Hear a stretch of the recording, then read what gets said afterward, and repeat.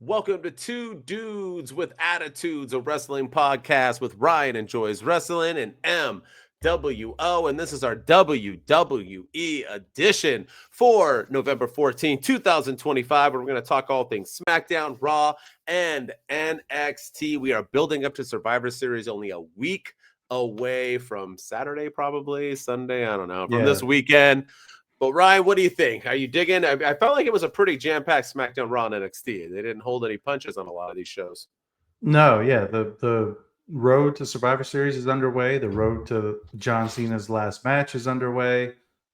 But it feels like Survivor Series, man. This build has been lackluster, but it's also just dragging on. Like I'm ready for Survivor Series to be over with at this point. It is. I'm over it at this point. It's. I'm not looking forward to it. No, and probably mostly because no one gives a shit. So how can you be excited for something you don't care about? Exactly. You know what I'm saying? The womp womp. But anyway, we got to break it down because that's what we do. Let's hit that music, my man. Two dudes with attitudes, let's go. It's the two dudes and our attitudes ruthless, aggressively speaking, so let's do this. We're Ryan and Denton, they here to get your attention. A 5-star broadcast, shit, start to the ending. Whether it's the E or it's all Lee, the two dudes with the attitudes that bring the heat. Get the point, yeah, it's on, time to lock in. Listen to the podcast where they get it poppin'.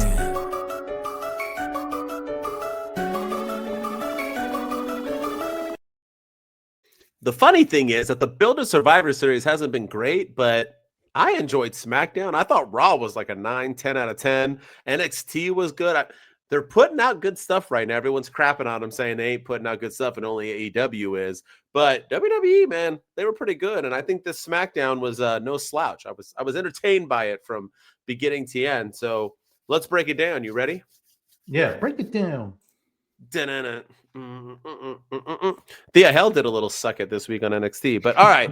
And then sweet chin music like she was somebody. But let's start off with Charlotte Flair. We open up SmackDown and they're setting up the WarGames, but Charlotte Flair does not trust anybody, and she decided she is not going to be in WarGames, and she walked away, pout, pout, pout, pout, pout. She did end up coming back on Raw to make the save for Alexa Bliss.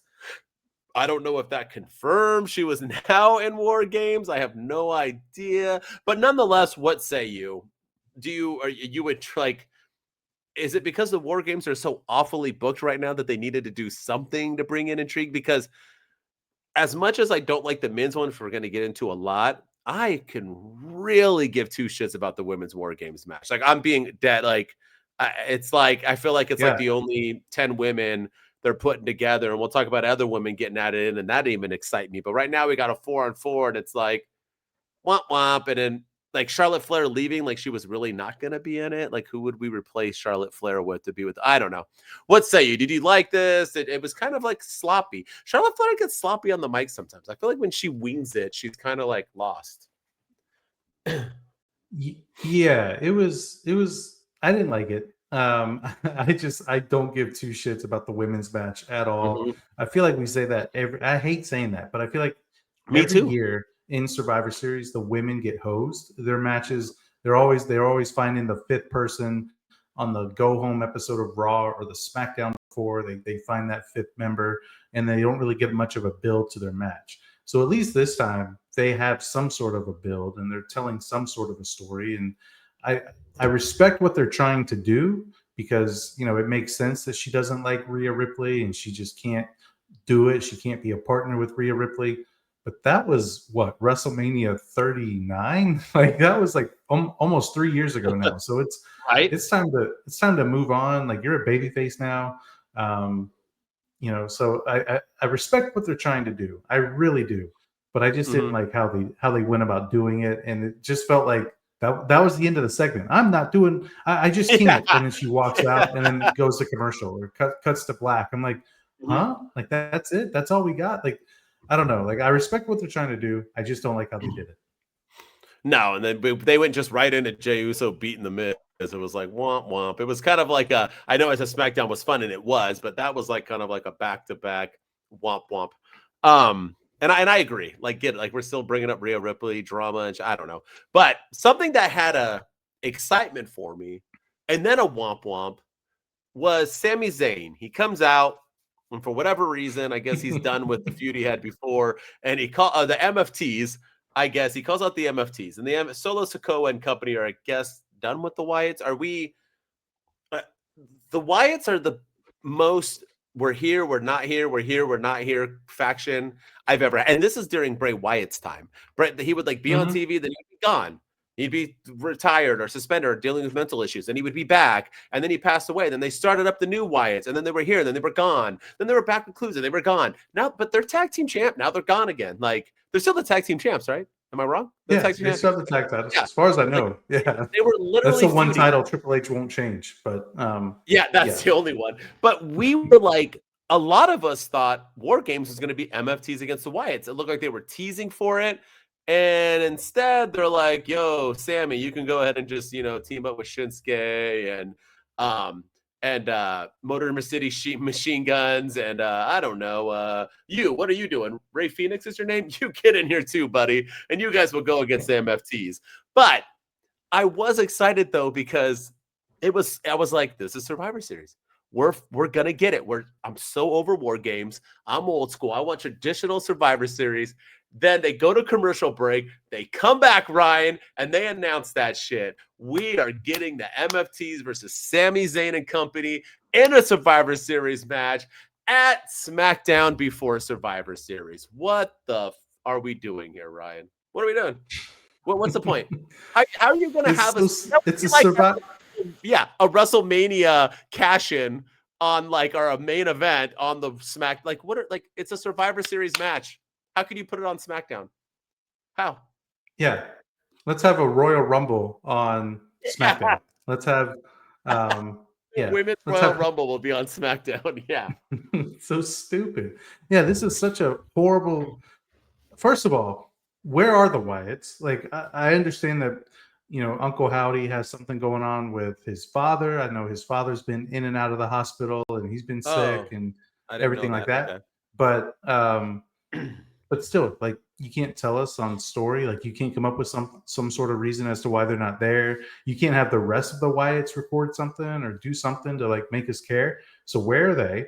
Number one. Number two, why are they doing this? Like, these random, again, this match would be fine, I guess, but it's random. It's Sami Zayn and a bunch of randos teaming up against the Timu bloodline. And it's like, why? Why did we just saw this team main evented Survivor Series last year? This exact team minus Tala Tonga main evented Survivor Series in WarGames last year, and now they're going up on not even on the pre-show of Survivor Series, but on the SmackDown before against Sami Zayn and a bunch of randos. It doesn't make any sense to me. Why is this match on SmackDown? It's a Survivor Series match on SmackDown. Makes no sense. You just call it an elimination match. Just call it that. Don't call it a Survivor Series match. Just come up with a different name. Yeah, I agree. And then we had another match, which was also the same thing, where it was like really good, and then a womp womp, in my opinion, not anybody else's. But we had the return of one Matt Cardona, but he returned as Zack Ryder. Woo, woo, woo. You know it. I would say 85% of the audience had no idea who he was. And he came out to wrestle LA Knight. They had a good match. The one thing about Zack Ryder is that he could bring it. He could be Matt Cardona, where he's going to bloody himself against like in a John Moxley style match, or he can wrestle a WWE style match. And he was just using all the moves from Zack Ryder again, but he lost to LA Knight. They put out merchandise, but they said it was a one-off. I'm very confused on what we're doing here, but I'm also very confused on why bring Zack Ryder back and do all that, but why also bring him back as I don't know. Like, I feel like if they would have brought him back as Matt Cardona, then maybe he was staying. Since they brought him back as Zack Ryder, I guess that means they are done with them. But was it Corey Graves on the mic, or is it Wade Bear? Who's on SmackDown? I forget. Corey Graves. Corey Graves. He said, "Oh, it's Zack Ryder, but it's not the Zack Ryder you remember." It's like so he was alluding to the fact that he's Matt Cardona. I don't know. What are you happy LA Knight won? Would you have been mad if Zack Ryder won? I don't know. What say you? No, I think LA Knight winning was the right call. I think Zack Ryder. I'll get more into it when we get to Raw, because I want to rant a little bit about the other surprise that we had on Monday Night Raw, and I'll lump Zack Ryder into that one as well. But I think LA Knight winning was the right decision. You brought Zack Ryder back because he was losing. I wholeheartedly believe that when he found out that he was losing, he was like, well, I can't lose as Matt Cardona, so I'll lose as Zack Ryder. And so that's my theory. I don't know that to be true. That's just my speculation. But I do think LA Knight beating Zack Ryder was 100%. Can you imagine if Zack Ryder came back and beat LA Knight? Like that would just show you that LA Knight is what they think of LA Knight. Because Zack Ryder, all he did was lose when he was in WWE, and now he comes back and he wins over LA Knight. LA Knight winning was the right decision. I half wanted him to win for that reason because I'm such a punk. Like I just don't. It's like me. Like I have nothing against Shedeur Sanders at all, but his fans make me don't like him because I want him to succeed. I liked him in Colorado. I thought he was fine. He was never great, and he never was. But his fans are so phony and so fake and so I don't know. So he's, the greatest thing. And it's always an excuse that it makes me want him not to succeed. That's the same with the LA Knight fans. Oh, he deserves to be the world heavyweight. No, he doesn't. Who is he going to be the world heavyweight champion over? Punk or Cody Rhodes? It ain't happening. Stop. So I half would just like to see the internet explode with Zack Ryder winning. Oh, it would have been funny. I half wanted that to happen, but it didn't. So, but nonetheless, I get what you're saying. But we can get more into it on the other. We'll get more into it on the other surprise. Yeah, because I have it in my segment too. So I might follow you up after that on my segment. But let's end it. I'll let you talk about it. We had a match, and basically it didn't matter. The ending was basically the Vision beating up on everyone, and we had Drew McIntyre come out.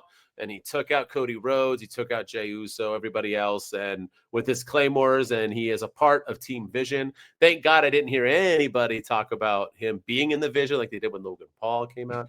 But nonetheless, Drew McIntyre, we got the Brawns, and we got Logan Paul. Pretty damn stacked team. What say you, and were you surprised? I mean, I called this. A lot of people, some people agreed, some people didn't. But yeah, I think this is...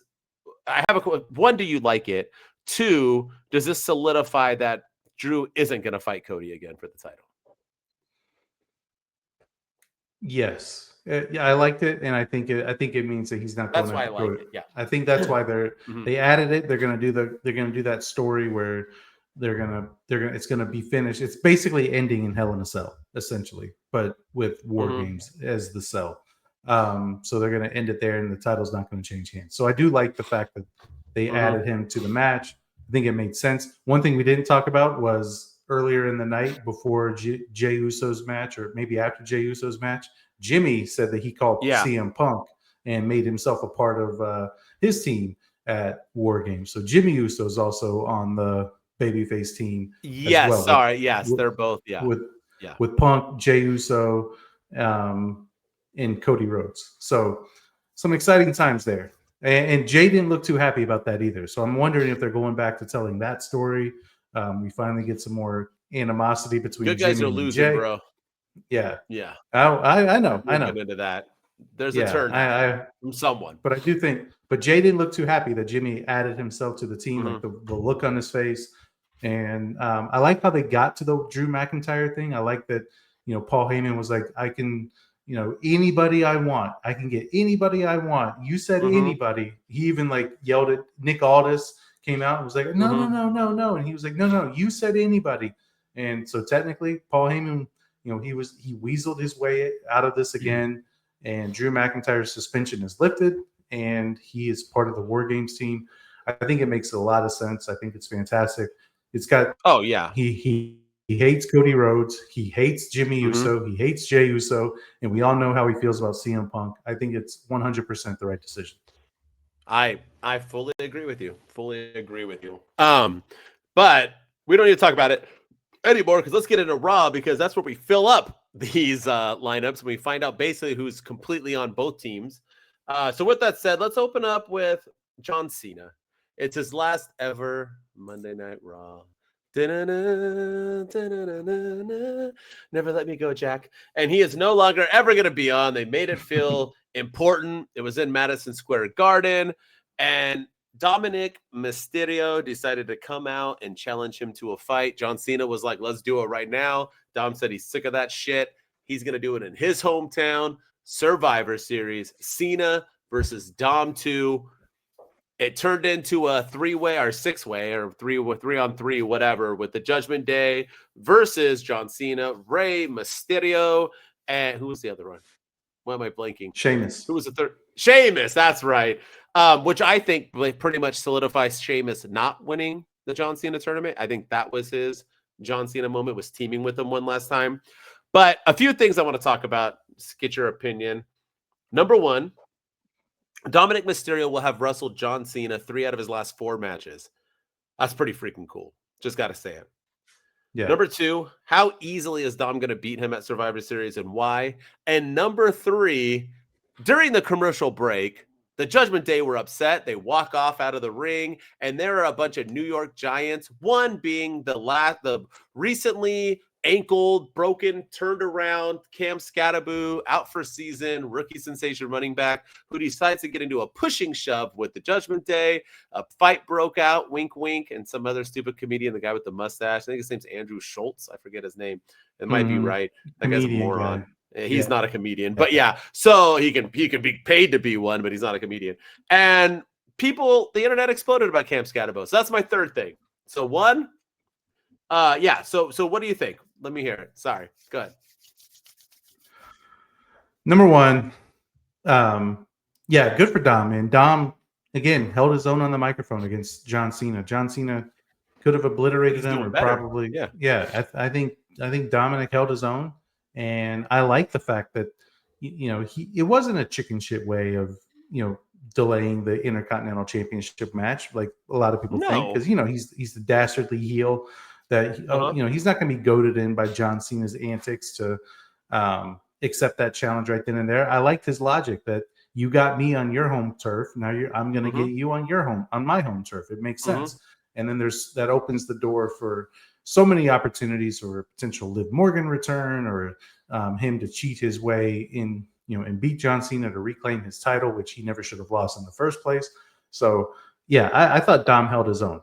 So I was happy about that. Number 2, the stuff with the Giants and everything. Like, can you imagine? Like, we talk about AEW all the time. Can you imagine if AEW did that to a football player that was absolutely injured? Tony Khan, who owns an NFL franchise, allowing an NFL player who's injured on the injured list, not only with a broken ankle, but he might have walking CTE with all the head stuff that he does.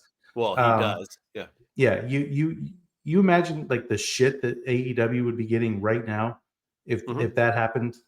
And I feel like with WWE, because it happened on commercial break, we're just kind of glossing over it. And I don't know. I thought it was dumb. I thought it was a stupid decision by Scatabo. I thought it was a stupid decision by the WWE. There's no, if the Giants approve that, they're stupid. If they didn't approve it and the players did it, they're stupid. It just shows that the Giants are a dumpster fire of an organization. That's why they fired their coach this week. It just shows that the WWE really isn't perfect, because they shouldn't have put Cam Scatabo in that situation. And then CM Punk came out this week and he was like, oh, it's just stupid Giants fans being upset because they're stupid Giants fans, because he's from Chicago and he's a Bears fan. So it was just, all this stuff is just dumb. Like, stop. We didn't need to see this. It didn't add anything to the show. Added nothing to the show. So Halliburton's been on WWE, and he was on one time where he wasn't injured, and him and Jalen got like in a little pushing fight or whatever. Then he was on again. They were in Indianapolis. I forget. Maybe it was one of the bigger Raws. I forget which one in Indianapolis. And he was, and he had already been torn. He tore his ACL, did he? Or his Achilles? I forgot which one Achilles, is it? I think it's Achilles. Everyone's tore their Achilles in the NBA. That's right. So he tore his Achilles. He didn't do anything. He mouthed off. He talked. Didn't he hand up something to John Cena too? But he didn't get physical. You could do things like I was saying. Why couldn't Cam Scatabo just get up there, run his mouth, and then move out of the way while everybody else like rumbles? He got pushed, then he lunged, then he got punched. And I get it. It's scripted, but it doesn't mean his leg's not moving. Doesn't mean he can't trip over a chair. He doesn't know how to take hits and pushes. like a WWE wrestler. It was just wild to me. And people defending it are just people who have never done anything positive in their lives where they've been important. Because Cam Scatterbo is important. He's worth millions. And that's a company who's paying him that millions and paying for him to get recovery. And he's going out and doing this. I think the Giants didn't approve it. I think that was a Cam Scatterbo decision because he's stupid and he's young and dumb. And I think that if he would have got hurt again, I think the WWE would have got sued by the Giants. Maybe. It's highly possible. I mean, it has to be in their contracts that they can't get physical. Most NFL, NBA, like you can't ride motorcycles. There's all sorts of contracts that you have that you cannot do certain things. So unless they approve it, but I doubt they approved him right now in a boot to go get physical in a WWE. Yeah, it was weird. But what do you think about the winning and losing? Did you not want to talk about that? Don't you think Dom can't take another L? No, he's not going to. He's not, because there's no point for John to have the IC title to close out his career. I just don't see it. It makes the tournament predictable because he's not leaving with the IC title. He's done with that whole I'm the last real champion. I'm going to ruin wrestling. Like he's done with that whole thing. So it just makes the tournament predictable. So there's I think Dominic is going to get his win in San Diego, and I think it's going to be a huge moment for him. So Liv Morgan, maybe. Yeah, I think Liv Morgan's going to be there to help him. And we'll see what happens. But yeah, Dirty Dom's getting his comeuppance. I will say though, I was highly disappointed that John Cena's last match on Monday Night Raw was a 6-man tag. Like talk about a shitty way for you. I mean, great match. I'm not knocking the match. It was fun. It was entertaining. It was fun. Yeah, but a 6-man tag match for the guy that you call the greatest of all time in his final appearance, it just kind of felt like a letdown. I mean, to make you feel any better, he still has Dom for an IC title match, and then he has Jey Uso in the finals of the John Cena tournament. So all right. So anyway, let's move on. Woo! Let's do one more before your rant. All right. Yes. Becky Lynch. Becky Lynch had an IC title match. She wrestled Maxine Dupree. She had Maxine. My favorite part of that match, Ryan, is when they're introducing Maxine Dupree, and she's like posing all like, "It's me, I'm a cheerleader." And then all of a sudden, Becky Lynch is like in the frame, yelling at her and running her mouth. She's like talking shit to her, and Maxine's like, she's like scared. I loved it all. Nonetheless, AJ Lee comes out, doesn't touch Becky at all, just like kind of distracts her enough to take a jump off the rope and body her and then roll her up for it was a that finisher by Maxine was so weak that they should have had Becky take a hit or something to at least help with why she couldn't kick out of that. But nonetheless, Maxine Dupree is the new women's IC champion. Oh, Ryan, other than the fact that you get to see Maxine Dupree more on your screen, and I know you're a Maxine Dupree type of guy, what else is there to be excited for? And afterwards, AJ Lee was talked to by Rhea Ripley. Let's go discuss something. So obviously, AJ Lee and Becky Lynch will be added into the women's WarGames match. So what say you? Are you excited about any of this? Was it pointless? Is it stupid? And are they actually going to utilize Maxine Dupree? And is she even possible to be utilized? I don't even think she's good enough right now to be utilized. Yeah, this feels like they did this to give Maxine Dupree her moment, that she beat Becky Lynch. She got the IC title. All is right in the world. But it's going to be one of those where I think Becky Lynch is just going to get it back. Triple H, what we've learned about him especially in 2025, is he books for the pop and he books for the moment. He doesn't necessarily book for the story. He does things for the shock factor. He does things for that social media talk. And I think that, taking the belt off of Dominic Mysterio, prime example of that, was just for the shock factor. Taking the belt off of Becky Lynch the next week, shock factor. And I don't think he's thinking like, okay, well, if we do this and then we put this together and then we can tell this story here, because if you want to tell a story, the person that should take the title off of Becky Lynch is AJ Lee. You even had AJ Lee come out and cost Becky Lynch the match. But you want Becky Lynch to drop the title. The next logical person is AJ Lee, not Maxine Dupree. But Triple H doesn't think like that. He thinks, well, you know what would shock the world? Let's have Maxine Dupree win it. And then they don't know what to do with her afterwards. And we saw what happened with Julia when she won the US title. She fell apart. We've seen this happen time and time again. Even Stephanie Vaquer right now is, you put the world title on her, and now her title reign's kind of meh at the moment. Yeah. And I feel like you're doing the same thing with Maxine Dupree. I feel like they set her up to fail only to put the belt back on Becky Lynch. Now, I will say, if you've been following Becky Lynch on social media, she is absolutely digging into this. She's kind of channeling her inner Donald Trump, and she is like writing things in all caps. One of the things that she wrote on X the other day was 3 letters, NML, no manager's license. In the state of New York that is governed by the State Athletic Commission, a manager's license must be attained for interfering parties to be allowed at ringside. Therefore, hence, vis-a-vis the outcome of this title match, which has clearly been rigged, is hereby under protest. You will be hearing from my lawyer imminently. The changing of the side plates will result in a lawsuit. So basically, and then, but that's not all. She's going on all these like all caps tirades.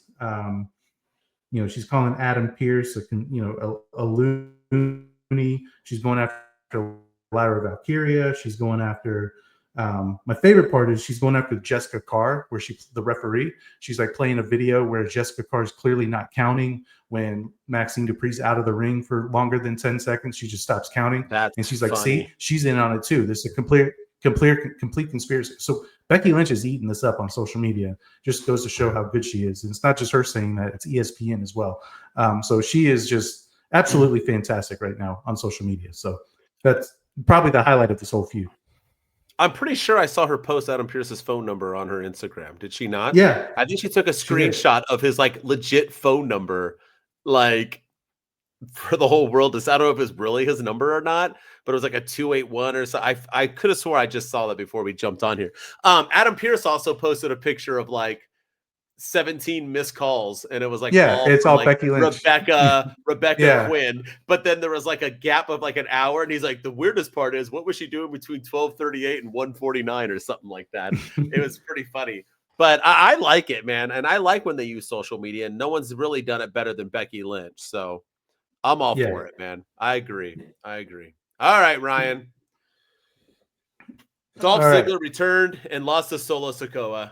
The floor is yours. All right, so I'm going to be completely transparent. I hated the return of Dolph Ziggler, and I hated the return of Zack Ryder on SmackDown. And it has nothing to do with the performers. It has nothing to do with the wrestlers. It's the fact that they brought those two characters back. So Nick Nemeth and Matt Cardona are tearing it up on the indie scene, and they've been tearing it up in TNA. Nick Nemeth is one half of the Call Your Shot contract, whatever they call it in TNA, where he can they just had Frankie Kazarian cash in his half just last week on TNA's return show after Bound for Glory on Mike Santana. So now Frankie Kazarian's the new world champion.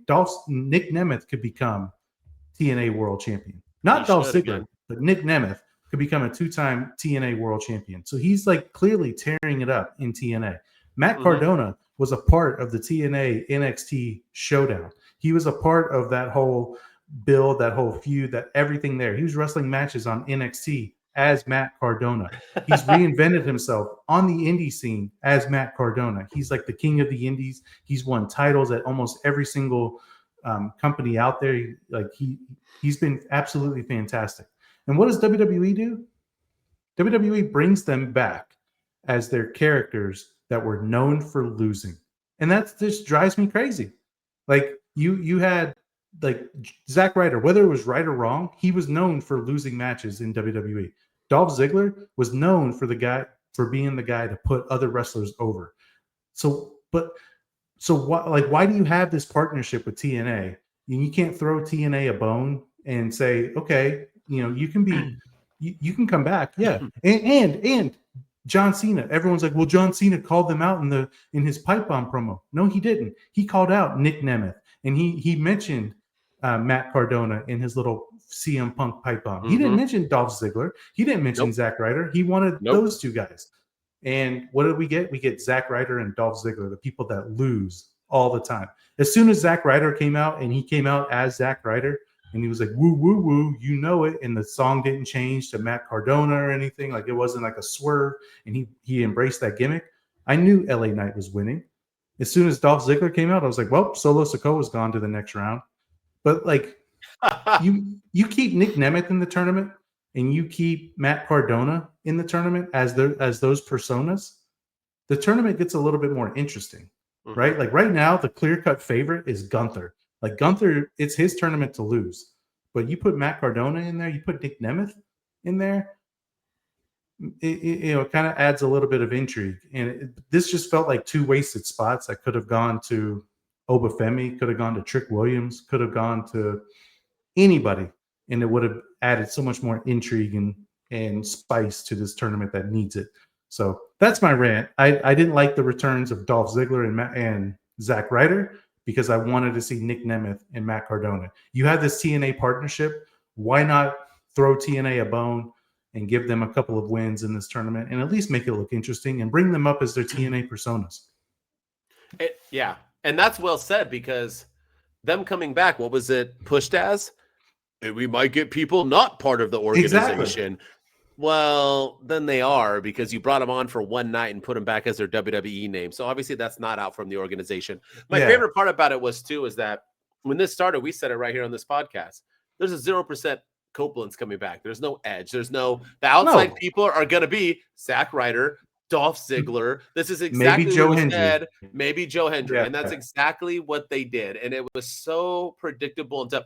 I understand that it made a lot of, mid-aged women cry about it and stuff like that with Dolph Ziggler coming back. But like, it didn't really I didn't get it. And the worst part about it was Zack Ryder didn't look better than LA Knight, right? Zack Ryder looked like he came in and took.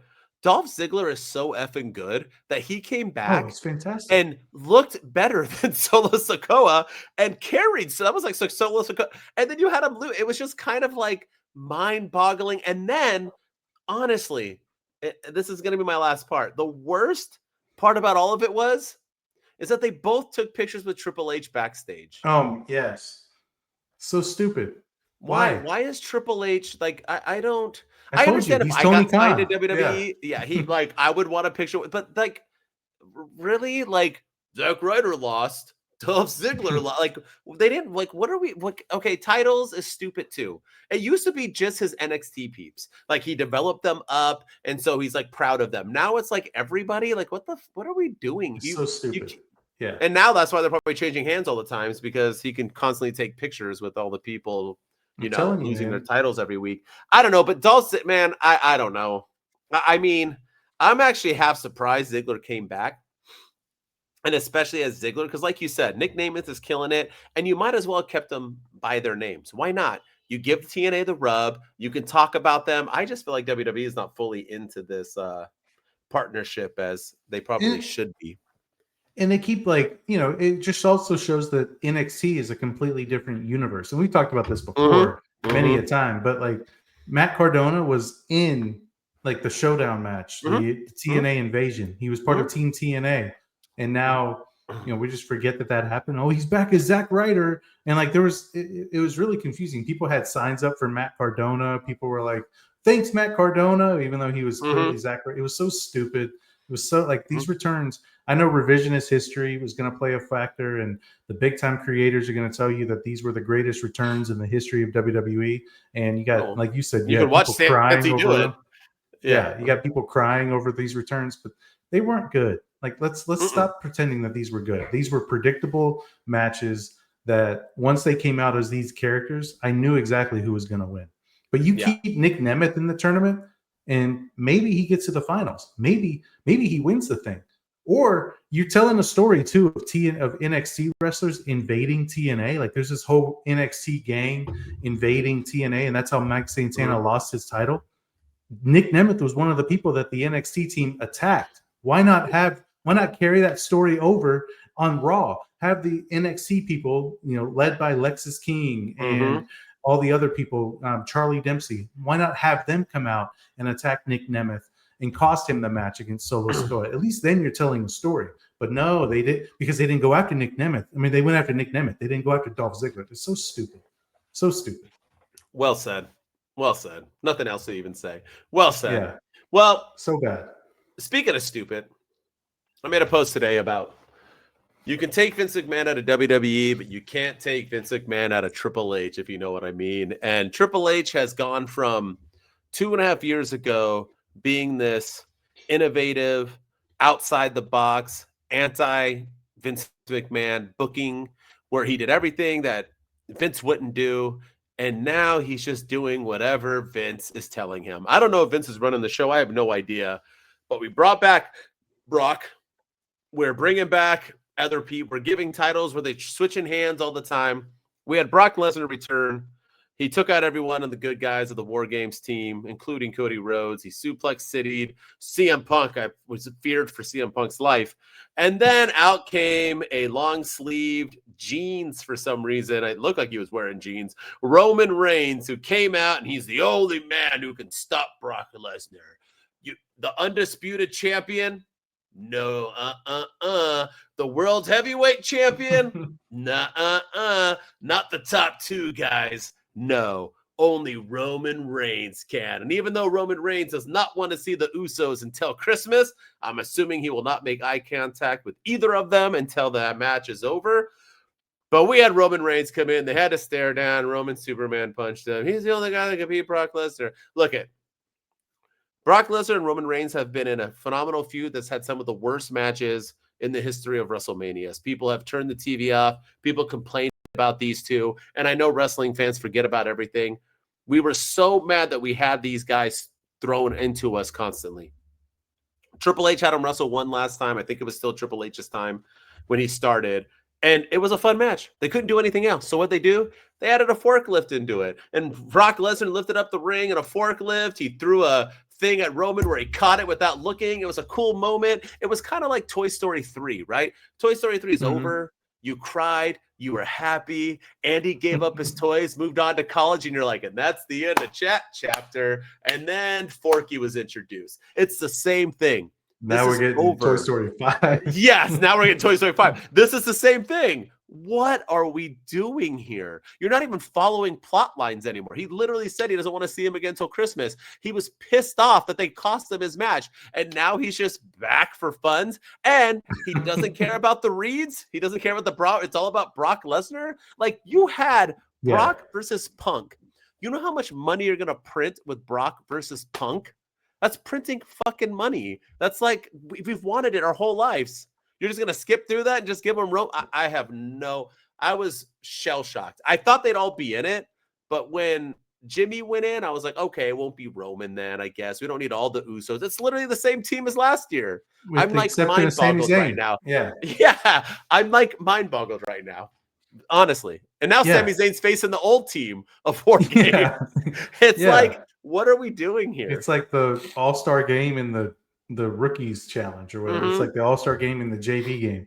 I don't get this, man. And you know, you make the reference of Toy Story, like it is Toy Story 5 because it's not following plot lines at all. Why? No. How is Woody back with the game? Like I hope they explain that, because he's got to be a new one, right? It's like not the same guy. It's like a different toy, maybe.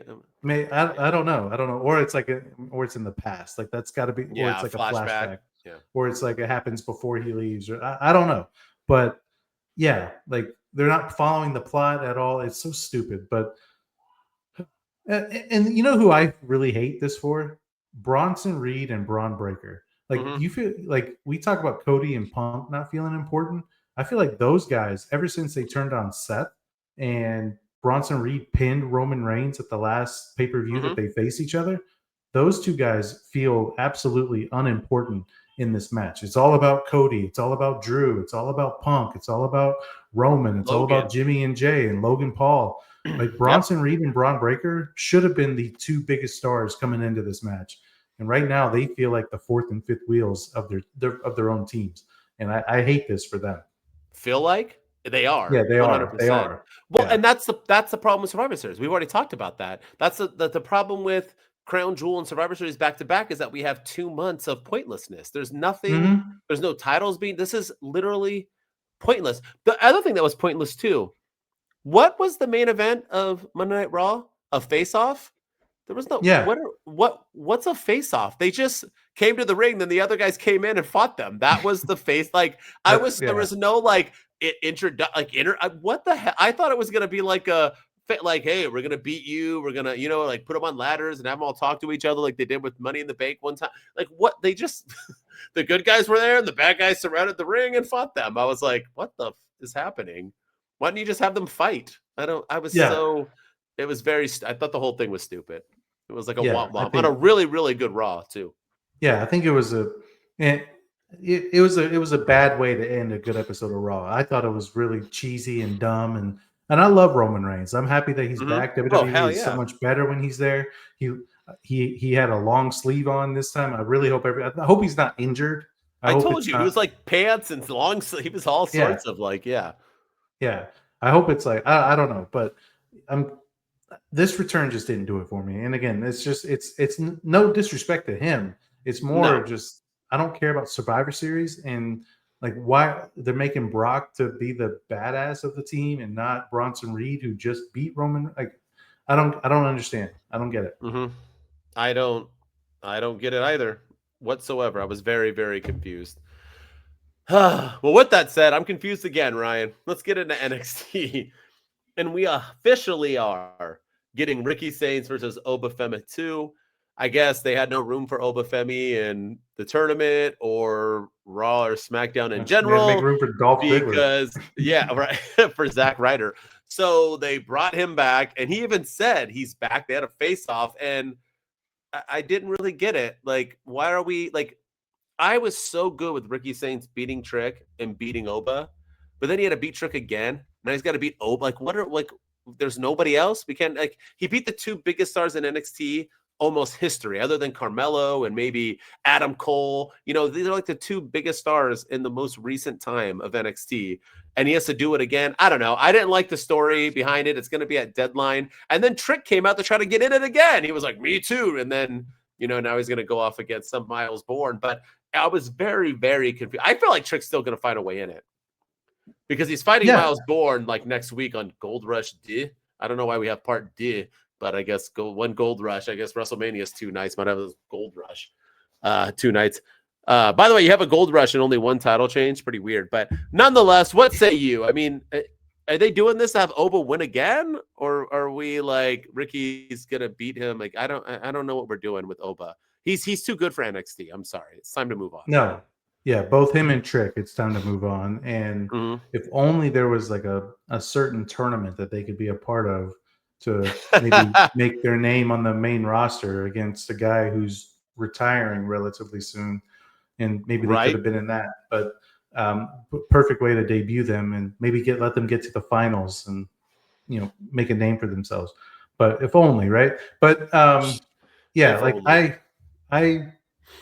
don't understand what they're doing. And I do feel like, I think you're right. I do think Trick's going to find a way to either weasel his way back into it or he's going to win the Iron Survivor and then he's going to face Ricky Saints again at New Year's Evil.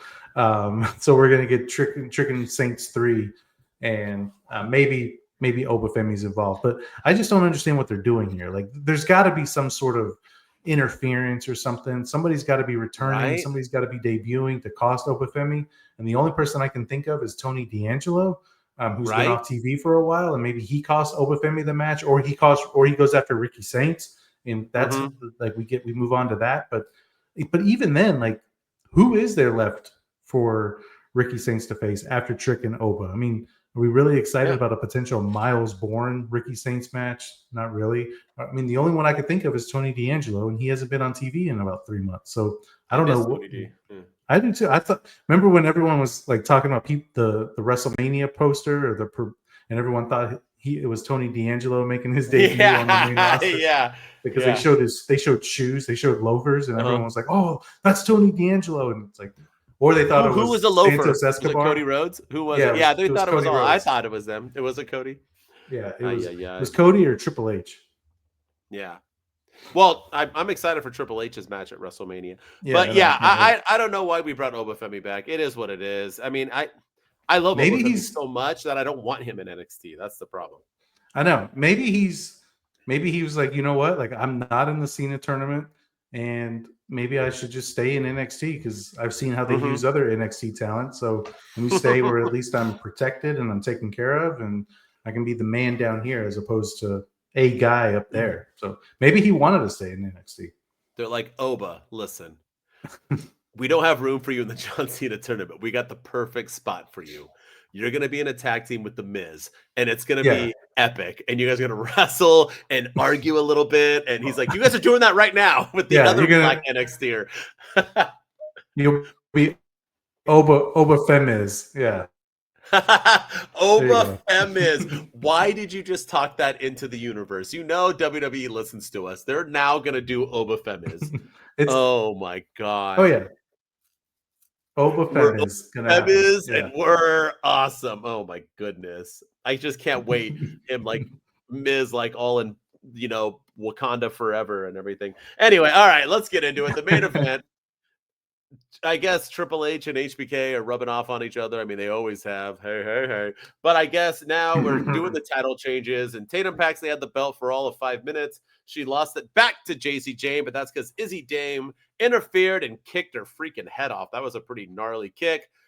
The Colon turned on her. They stared over her. So we gave Tatum Paxley the belt so we can have the official turn from Izzy Dame and the Colon kicking her out. She was never really a part of the Colon. Wasn't she the crazy girl? Wasn't that Tatum Paxley? She was like, Becky, yeah, I'm crazy. Yeah. And then they were like, come on in, crazy girl. She used to play with the dolls and stuff. Like, this is my friend. Wasn't that her? And now she was like, normal. Yeah, that was her.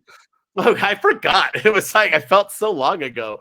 So she was never really in the group. But nonetheless, she's already out. Jacy Jayne is not only a non-transitional champion, mofo. She's a two-time NXT Women's Champion. But I want to tell you something before you give your opinion.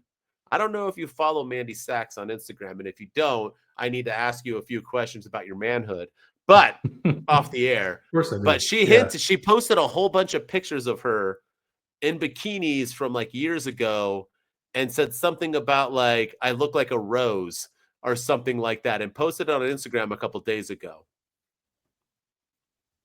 I'm just saying. I wouldn't hate it. But anyway. You better not hate it. No, bro. I was making so many views off of my Mandy Sachs stuff, and then she disappeared and my TikTok died out. But yeah, so what say you? Did you like the match? You like the title change? Do you think Sachs is coming back or Mandy Rose? I think it would be awesome if we got Mandy Rose back in the NXT women's division. I think she's been missed, and Fatal Influence isn't really doing it. I think Toxic Attraction was always better. And let's face it, Fatal Influence is just a fancier way of saying Toxic Attraction. So I think it makes complete sense to bring Mandy Rose back if that's what they're doing. And Jacy Jayne, kind of being when she was the student under Mandy Rose, and Mandy Rose, and now she becomes the master, and Mandy Rose is coming back to get the title that she technically really shouldn't have lost or never lost yet. So yeah, I'm digging it, man. Like, let's make this happen. Let's make it at Stand and Deliver. Give us Mandy Rose versus Jacy Jayne for the NXT Women's Championship, and watch NXT's ratings skyrocket. Well, amongst other things.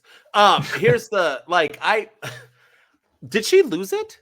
I forget. She lost it to Roxanne Perez. Like randomly, like the next night, right? Yeah. It was like after our debut episode. We were talking about how was it our first episode? That was that day, and I was bragging about how amazing. About how she lost it and how pissed off I was. And then she got fired like halfway through while we were recording, and we didn't pay attention. Yeah, we didn't. Yep. Yeah, we weren't paying any. So we were like talking about how great she is, and this is how she's going to get the title back, and she was fired. So. Two dudes. Go check out our first episode. Right. It's a good one. All right. Well, there you go. That's our WWE Week in Review. It was a good week. I liked it. Even though we had a few complaints, we'll always have that. But SmackDown, Raw, NXT, dude, they're bringing it. We got Gold Rush next week. We got a pretty jam-packed Raw. We're going to have a SmackDown that should be pretty good. The next two SmackDowns, just because it's getting ready for Survivor Series. And just so you guys know, before we get into our segment, next week, You know, it's Thanksgiving, y'all, but we are going to still bring you 2 episodes if you also watch our AEW episodes. So make sure to tune in. We're going to do our Survivor Series prediction episode, just that. But we're going to still give you some stuff, something you can bet on DraftKings. And then we're also going to do a full gear AEW review show, 2 Thumbs with Attitude. So check those out. Yeah. Are you ready, Ryan? Let's get into our segment. You got a song? Highs and lows, Yes, let's sir. go. This is highs and lows, it's time for the list. Who's killing it and who should probably go and sit? You're the best, getting listed up high as hell. It's for the lows, they can come up here and take a L. Yes, they got their fingers on the button, yeah. Never sweat the mid, just the best and who run it. I'ma let them chill, let them run through the list of names. This is highs and lows, go ahead and do your thing. Woo! We haven't done this in a while. I forgot that. So I like the Crows too. I miss my man. We gotta I love bring it. him Man. on. We gotta, yeah, dude, good stuff. But anyway, highs and lows, and I say we start with the lows. Let's start with the negatives and with the positives, like we do MVD, LVD. So highs and lows. We're each gonna have 2. What are your lows? I'm sure you got a lot for WWE this week. It's hard to narrow this down to 2, but I'm gonna go overall low. The John Cena tournament.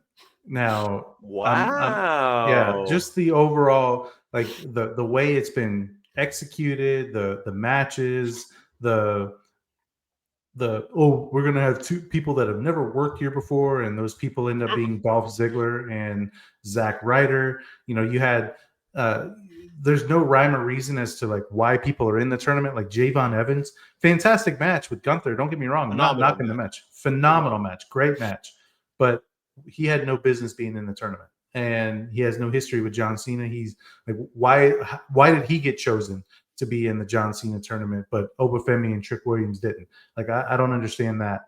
I know it's all ping pong balls, but like, let's be real. Like, they chose him for a reason. You know, and then like the Miz losing in first round to Jey Uso doesn't make any sense. You know, it's like, okay, Sheamus winning. So, you know, is it people that he has history with John Cena, or like, but then you have Gunther, who's never had history with John Cena, you know, probably going to ransack his way to the finals. It's been just I don't know. We don't know the brackets. They won't show us the damn brackets. So we don't know, like, is this, we have the final 2 matches this week on SmackDown of the first round, I guess, with Carmelo Hayes and Bronson Reed and Finn Balor and Penta, I think. I think those are the 2. So, like, why are they in the match? Why are they in this tournament? Like, Gunther's winning this thing. It's easy peasy. Obviously, right? Easy breezy, peasy, predictable as hell. I feel like it was a great idea in theory, but then they wouldn't reveal the bracket. We don't know when the finals are. I was under the impression the finals were going to be at Survivor Series, and we would know at Survivor Series who John Cena's last opponent was. But now that doesn't seem to be the case anymore, because we're still in the first round. Or is the first round over after this week? We don't know, because they won't show us. They won't tell us. You know, who does everybody face next? Like, who does Solo Sikoa face next? Who does LA Knight face next? Who does Jey Uso face next? They won't show us that stuff. And so, I don't know. I just haven't really been feeling the tournament. And then it just feels predictable. It just feels like it's Gunther's tournament to win. And I feel like they could have gone a bunch of different ways to make this feel a little bit more special and a little bit more unpredictable. But I feel like they went the predictable route. Yeah, well said. I don't even got to say anything else. And the Jey Uso is the biggest part that upset me. There's no point for him even to be in the tournament and to beat the Miz. At least let's have like the Miz hopeful that he can. I mean, he was main evented WrestleMania with John Cena. Like, I don't know. Yeah. Like I said, I don't think I know everyone's like Sheamus and he's going to win the Intercontinental title. And stop. He's not going to. And I think this match that he had with John Cena was like John Cena's like, there you go, Sheamus. Now we had a moment together. He ain't like, and Penta and Finn Balor. Like, yeah, why? Yeah, I'm so excited for Penta versus. Yeah, I'm so excited for Rusev versus John. Like, it's just so like it's either Gunther or LA Knight. So let's just move on with it and figure it out. And it's probably going to be Gunther because I don't know. It could be LA. I don't know. I mean, John Cena's not losing, so that's just my opinion. No, but, all right, not anymore. All right, my first low is obviously the War Games matches, both of them. I'm sorry, I don't like War Games at all. I didn't like when they brought it back, and the one behind me when it was Bloodline, and this. I don't. For one, the match sucks. I don't like to look through a cage. I think it's stupid that you wrestle for 45 minutes before you could even win. So there's literally no point to that. It's just the whole thing is stupid. And then on top of that, if you're going to have a brutal match like this, I said this over and over again, then it has to be for a reason. It's got to be like a final thing, like the Bloodline ones. And so I get it. At least it was like a culmination. We're just throwing random people together. And like you said, the girls every year, how can the women's division is more talented than the men's division, but yet they're always like a second fiddle. We have and then we even have a person who doesn't want to be in it. Charlotte, it's so disconcerting to her. She was like, I don't need to be in it. It's stupid anyway. Like, there's like, what are we doing? I don't know. Please, Triple H, I know you suck at your job right now. I get it. You're letting Daddy Vince take care of you at the moment. I get it. You're nervous about the Epstein list. I get it. But look, let's just get rid of War Games moving forward. Go back. Yeah. Am I wrong? Let's get rid of Surfing. Trips going to pop up on that, or at least Daddy Vince. But let's get rid of, well, yeah, somebody's on it. Maybe Shane. That's why he wasn't mentioned on Raw. Sorry. He also sat 12th row. Did you see that? They gave him like section 401. They were like, yeah, homie, you can sit up there with the nosebleeders. They showed Stephanie McMahon, but they don't pay any attention to Shane. Poor Shane. No. But here's the thing also, right? Shane's not blowing Triple H, so it is what it is. You blow the main guy, you're going to sit front row. But nonetheless, stupid. Let's get rid of it. Go back to the traditional Survivor Series. I've posted this online, and there's like new young fans that are like, it won't even work. It's not good. I had someone tell me that when Raw started, there was no more Survivor Series. I was like dumbfounded by the stupidity in the comments. But nonetheless, bring back old Survivor Series. Get rid of War Games. The end. My low. Yeah. I mean, I had that on my list too of the lows. Just the randomness, the lack of storytelling, it just feels like you're throwing a bunch of shit together to see what sticks for both the men and the women. And yeah, now it's just like, who's going to take the pin? I mean, is that why Jimmy's in the match to take the pin? Is that why Logan Paul's in the match to potentially take the pin? Because you can't have Cody or Punk take it. You can't have Roman get pinned again. You can't have Bronson Reed, Braun Breaker get, like, I don't know. Like, this is just stupid all the way around. You had Brock Lesnar pulverize John Cena, and we don't even get like the finish of that. Like, what was the point of that? Just to put him in War Games, but then John Cena's not in War. It's so stupid. We don't need to talk anymore about it. I think I'm telling you, we're getting a turn. So it's somebody. Yeah, somebody's going to whoever. Somebody's turning. All right, what's your other low? What's your last one? I mentioned this earlier, but I'm going to say it again. But Braun Breaker's booking right now just feels completely unimportant. Ever since they turned on Seth Rollins, like, I feel like he was like, he made the decision to turn on Seth. He made the decision to get Bronson Reed to join him. He made the decision to align with Paul Heyman. And then ever since then, he's not been important at all. And he feels like the fifth wheel in this War Games match. He doesn't, I mean, he's been outshined by Punk. He's been outshined by Roman. He's been outshined by Drew. He's been outshined by Cody. He's been outshined by Jimmy and Jey Uso. Like, he's been outshined by Brock. He's been outshined by Logan Paul. And then to make matters worse, he wasn't in the Battle Royal to compete for the #1 contendership match at Saturday night's main event, where a lot of people thought he should have been in that thing, and he probably should have won that thing to wrestle CM Punk for the World Heavyweight title. Because Paul Heyman said, you know, who was Roman Reigns before me, and who was CM Punk before me, and who was Brock Lesnar before me? You know, they were nobodies, and then they joined me. So stick with me. I'll get you there. And then CM Punk wins the title, and who's his first challenger probably going to be? Not Braun Breaker, but Logan Paul. So now Braun Breaker has to wait even more. And now he's like fifth wheeling it in the War Games match. And now he has to win at War Games, maybe not do anything in December. And then maybe he has to win the Rumble to get his match against CM Punk, or he has to win the Elimination Chamber. I don't know. And Bronson Reed, too. Like, Bronson Reed pinned Roman Reigns. Bronson Reed was coming off the biggest win of his career, and I feel like we're not even talking about it anymore. So I feel like both of those guys, their booking right now just feels really, really unimportant, when just a couple of weeks ago, they were the hottest things in WWE. Bro, Braun Breaker wore the World Championship over his shoulder after they turned on Seth Rollins. Yeah. They had to pry it out of his hands. Made Adam Pearce beg for it. Yeah. Yeah. Yeah. No, totally. And you know what's funny? I actually think Bronson Reed's moment was bigger. The dude pinned Roman 100%. Reigns. Roman Reigns. Yeah. Oh, you beat up Seth Rollins and turned on him. Whoop-de-doo, Basil. So is Yeah. everybody. Like Bronson Reed pinned Roman Reigns. Only one other man has done that in the past decade. Insane. It's wild. Wild. All right. I don't even know where to go because I have so many, but I think I'm gonna go with title changes. I don't like it. I don't. I think it's a big L right now. I think it's a low. I think we're, like you said, I hated this before when it was like the shock value. Everyone's saying this is, I forgot what era this is, but this is the shock value era. It's where we're just trying to shock and awe you. Anything to get people talking, right? Maxine Dupree won the IC title. Let's get on the internet. You know what I mean? Like Tatum Paxton already lost it again. There's some pictures you might like of Maxine Dupree with the Intercontinental Championship. Okay, I'll be waiting on my phone of her working out. Yeah, I'll send them to you. But please, I wasn't sure she was doing some Mandy Rose like titles over her body parts. No. Nonetheless, dude, Maxine. It's PG. Oh, you can send it to me if you want. Anyway, so you lost me at PG. But no, like it's just like we're just doing it to do it. Like I know people are gonna hit me up and they're like, Maxine deserves it. They're pushing new.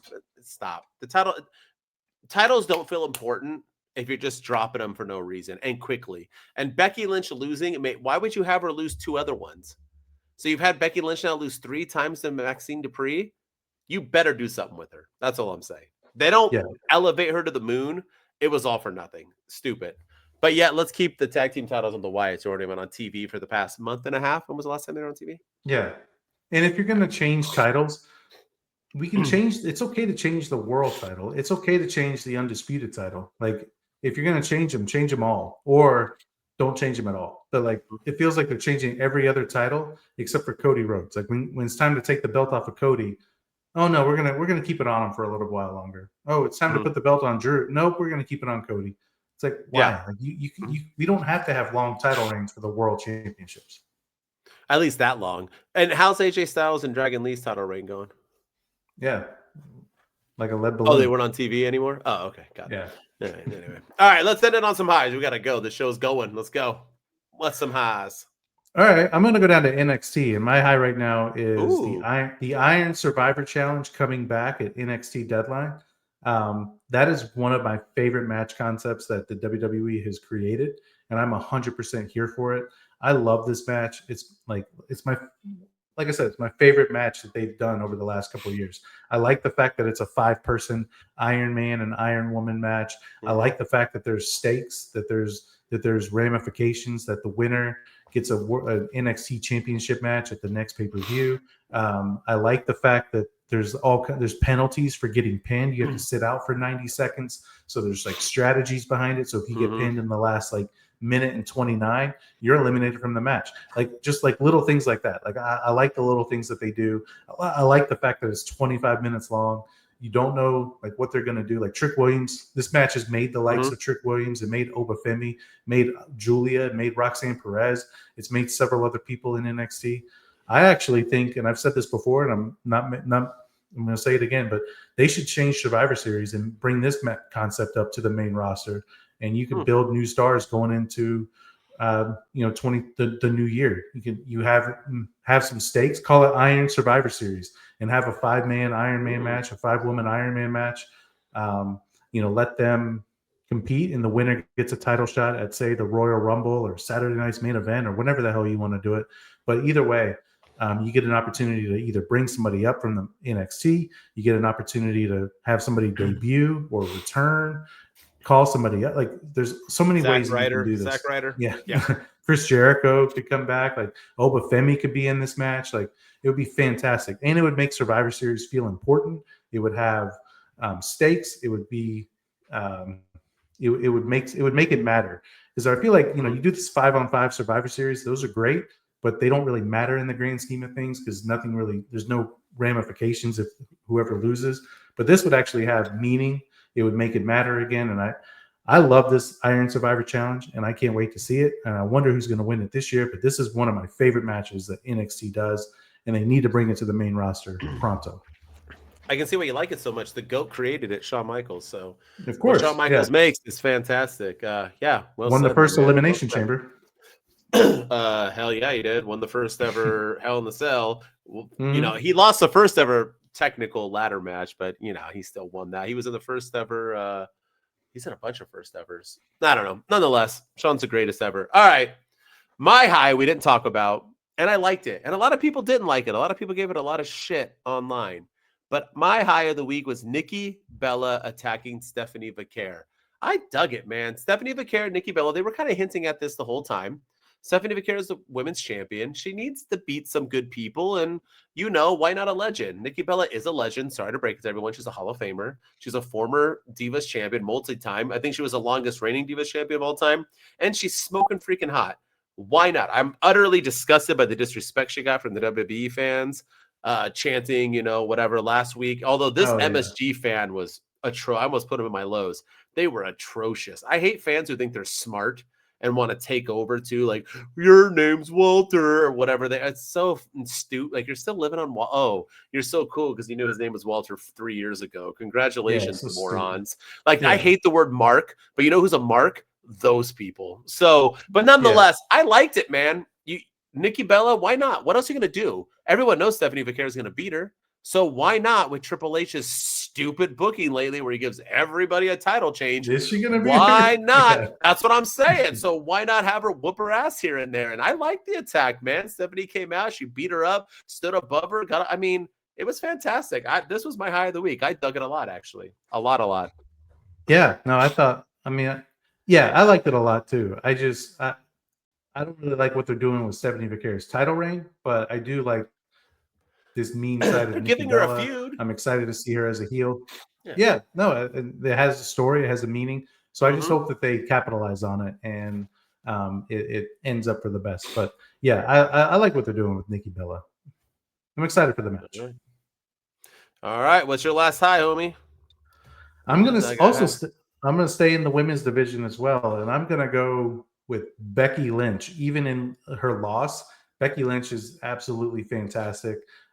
Everything she's doing, and you know, you got to give her a lot of credit, right? Like she made Lyra Valkyria a star, she made Tiffany Stratton a star, and now maybe she made another star in Maxine Dupree by putting her over. That we got to stop with the Becky Hogan stuff that people like to say that she has to be in the main event all the time. She's made 3 people, and I think Maxine Dupree is going to be another one that she makes. Her social media game since losing the women's IC title, as we talked about earlier, has been on point. Like Becky Lynch is her. This is the best that she's ever been in WWE, the most entertaining she's ever been. And I can't wait to see what she does moving forward without the title. I know that they may add her to WarGames now if AJ Lee gets talked into it with Rhea Ripley. Then that probably Becky Lynch is going to join WarGames again, but now on the heel side. So that's going to make things a little bit more interesting. But Becky Lynch has been fantastic. She is her through and through. And I think she deserves her flowers for willingly putting over Maxine Dupree, but also Lyra Valkyria before, and Tiffany Stratton when she had the NXT championship. Like Becky Lynch is absolutely incredible. Saying anything with Hogan at the end is stupid, and especially towards Becky Lynch. I don't even get where somebody made that up from because she's never been somebody who does that. So I don't even want to discuss that. But Becky Lynch is doing her best run right now, and even losing the title, she is. I'm still weary on what they do with Maxine moving forward. But props to Becky Lynch. Props to Becky Lynch. I'm going to keep it in the women's, and I'm going to go to NXT where you were on my last high. And I want to talk about the Sol Ruca and Blake Monroe match. You talk about stories and building. We've been hitting at this breakup of one Zarya and Sol Ruca for quite some time. I actually thought, other than the fact that I was intrigued, if you know what I mean by this match the entire time, but Blake Monroe, when she's not facing off against like Jordan Grace, where she doesn't have chemistry, she looks phenomenal. Put her up against someone who she has she is such a damn good wrestler. They told a great story. Sol Ruca is, I don't care what anybody says, she's my number one in all women's wrestling. She has been. I've said it since day one. You can check I'm in love with her. She is so flippin' phenomenal. She is so great at what she does. A great story. And I like throwing in the white flag. Why not, man? It was such a cool high. And then they're still building it. They didn't even have her really get mad. She was just kind of like, whatever. Like, you do, like, because she wants to go win back the speed title. And she was like, do whatever. Like, she's just like Yeah, right. But it was just like an upset friend. But I have a feeling she's gonna win it, right? Or something's. I mean, I just feel, and then it's gonna be like, well, I just like where this is going, and it's just obviously building to the inevitable breakup of them two, and it'll be all well worth it for NXT. I'm loving it. I thought it was great. Now Blake Monroe can move on and have her title reign as the North American Women's Champion. I thought it was a high. I liked it. It was good stuff. Yeah. I think this week for sure was a huge step up from last week when Blake Monroe was interviewing herself. I'm glad they got rid of that. Yeah, but I think you're right. I think she didn't have the chemistry with Jordan Grace, and we're starting to see that she struggled, but now in this feud she has chemistry with Sol Ruca, and it's clicking and it's working, and they're telling a great story, and Zarya being involved is absolutely incredible. And everything you said is 100% spot on. This feud is going to be what the NXT women's division, the mid-card scene, needs to kind of go into that next direction. And with Kalani Jordan doing everything she's doing on the TNA side, and now you have Blake Monroe carrying the mid-card and NXT, the women's division's in good hands in NXT. Yeah, I think I would have great chemistry with Sol Ruca and Blake Monroe as well. But yes, that was our highs and lows, y'all. That was our segment. Now into our favorite segment, the one we end all of our shows to, and that is our MVD and LVD of this week of WWE, where we talk about who our most valuable and least valuable dude or dudette is, not who we hate or love. It's who we thought was the best or worst booked for this week. As always, we start with Ryan. Who is your LVDs, whatever you want to give? It's dudes. I know where you're going. I'm going CM Punk and Cody Rhodes on Monday Night Raw. Whoa, I didn't expect. Yeah. Oh, and the reason why I was going to go Dolph Ziggler and Zack Ryder, but the reason why is because you have two world champions on the same team at Survivor Series WarGames, and they feel completely obsolete standing next to Roman Reigns and Brock Lesnar. Like they feel completely unimportant. And these are the two guys that are supposed to be the faces of their respective brands. Cody Rhodes is going out saying he's QB1 all the time. He's the one that's going out there being like, I'm the guy, I'm the man, I'm the one, I'm the guy. CM Punk is always touting that he's the one around here. And then Brock Lesnar comes back and whoops CM Punk like a rag doll. And then Roman Reigns comes back, and Brock Lesnar also beat up Cody Rhodes and completely annihilated him. And then Roman Reigns comes back and saves the day for everybody. And Roman just standing next to Brock just made CM Punk and Cody Rhodes feel completely unimportant. Even CM Punk and Roman Reigns were doing a stare down at the end of Raw, and Cody Rhodes was like trying to get in on it and like, oh, shake my hand, Roman. Like, let's be friends, Roman. And Roman wouldn't have anything of it. It was just like, I don't know. I just feel like Cody and Punk. And this is the problem with WarGames, is they're making the champions feel completely unimportant. Oh, 100%. It's all going to be about Brock and Roman. The whole match is going to be. Logan Paul's. He had a good little turn right here, and then they're going to forget about him too. Yeah, I agree. Well said. It's going to be a shame, but what can you do? And like I said, I think that team's going to lose too, and it's going to feel even stupider. Yeah, absolutely. Mine, I feel bad for doing it, but I'm going with Tatum Paxley. I was going to go with Dolph Ziggler and Zack Ryder, but I went with Tatum Paxley instead, only because this chick won the title to never defend it, lost to JC Jane, and got turned on by her homies. Like, I don't know how else you can take a bigger L than that. It was not a good night for her. I feel bad for her. Obviously, she'll probably beat Izzy Dame in the follow-up, and hopefully being a champion will elevate her to that status. Only time will tell. But as of today and this week, she takes my L for this week of WWE. Yeah. No, that's solid pickup there. And it's unfortunate, man. I mean, what's funny is we all thought that JC Jane was going to be a transitional champion, and she ended up being that girl when she won the title. And now Izzy Dame wins it, and we all thought she was going to be that girl with the title, and she was a transitional champion. So, it's funny how things work out. But yeah, I don't think that the future is dark for Izzy Dame. I think the future still is very, very bright for her, and I think this could help maybe get her to the next level. I agree. I agree. All right. Paxton. Yeah. Not Tatum, yeah. All right. What's your MVD of the week? Let's hear it.